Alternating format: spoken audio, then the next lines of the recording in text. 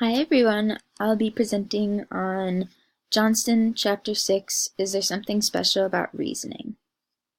So Johnston starts the chapter, what is reasoning, and is it more than just verbal behavior?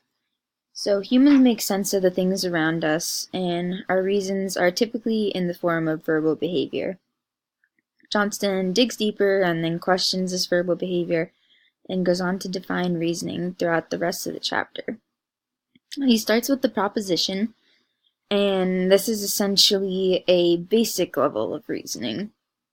A proposition is it's what we comprehend or think, and also includes what we judge and believe about the world and everyday happenings. An example of a proposition is the sky is blue because it reflects off of the ocean. This is what I know about the topic, but it does not necessarily have to be correct.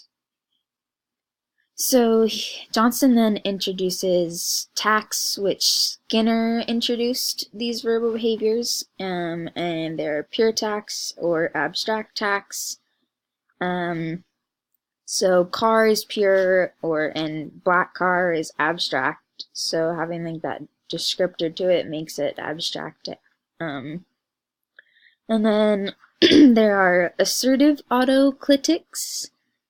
And this just means that it has an is, so the car is black was the example that Johnston used. And this just means that there's a connector because there's a relationship between the two types of tacts. And then there's a quantifying autoclitic, and this is like adding value. So you can say some cars, all cars, no cars. Propositions can either be effective or ineffective. The two types of effective propositions are when the listener accepts and believes the proposition, or when the listener is reinforced by the outcome. Johnston then moves on to discuss premises and conclusions. I was a little bit confused on this section. To me, premises were adding more details to one's propositions, which can then lead to a conclusion.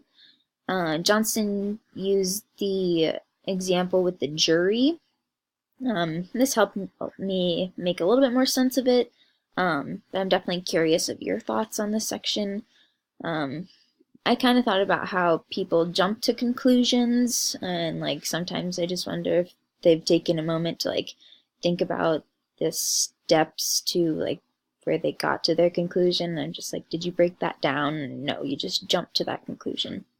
But so my first question is, what was your take on the section premises and conclusions? And I will post the questions on Blackboard as well after, so they'll be easily accessible. The next section was logicality and rules, and so we as humans assign patterns to those things around us, and these patterns can become regulated as rules. Johnston uses the example, the rules of grammar and how these patterns develop over time. So at first we might struggle with proper grammar rules and speaking them, but over time and through our social consequences, we learn to follow these rules of grammar. He then introduces the rules of logicality on page 122, and I personally have never been too keen at understanding logic. My philosophy class in undergraduate did not go all that well.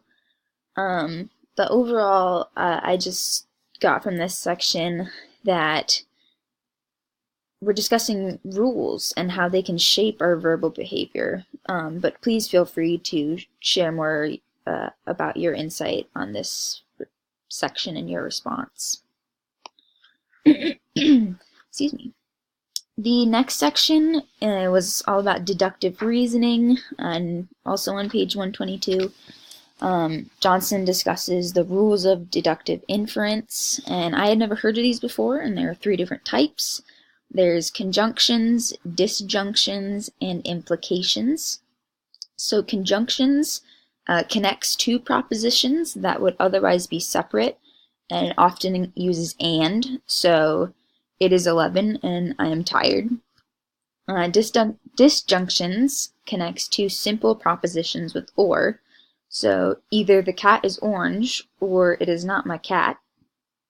And an implication connects two simple propositions, but this one uses another verbal response. So this often includes if-then statements or like hypotheses statements.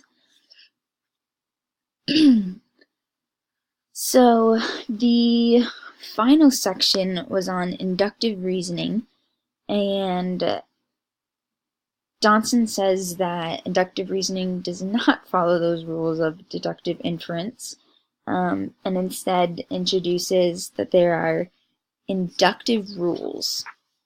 And there is the Mills's method of agreement and Mills's method of differences. And he then explains those a little bit, but then he goes on to kind of confuse me a lot, and I got really stuck on page 125. I read through it a bunch of times, and yeah, I apologize that I don't have more insight on that, but one of my questions does stem from this page, and it is, what is deductively fallacious reasoning? Because I was trying to understand that, but I'm really curious on your thoughts and hope that we can discuss that as a group. We want to stay away from mentalism because that does not explain our behavior. Just as we've talked about throughout this class, there are reasons for our behavior, and so we need to explain those reasons. And so this whole chapter, Johnson is discussing this, the behavior analyst perspective on reasoning. And so from my understanding, behavior analysts do not differentiate between inductive and deductive reasoning with verbal behavior. But overall, I thought this chapter had a lot of great information, but the whole discussion on reasoning, it's a lot, and I'm curious to see what we can talk about in our group. But the chapter is titled, "Is there something special about reasoning?" So I'm really curious, what do you all think? Like, what is your answer to this question? Thank you, and I look forward to our discussion, and I will post those questions on Blackboard along with the video. Thank you.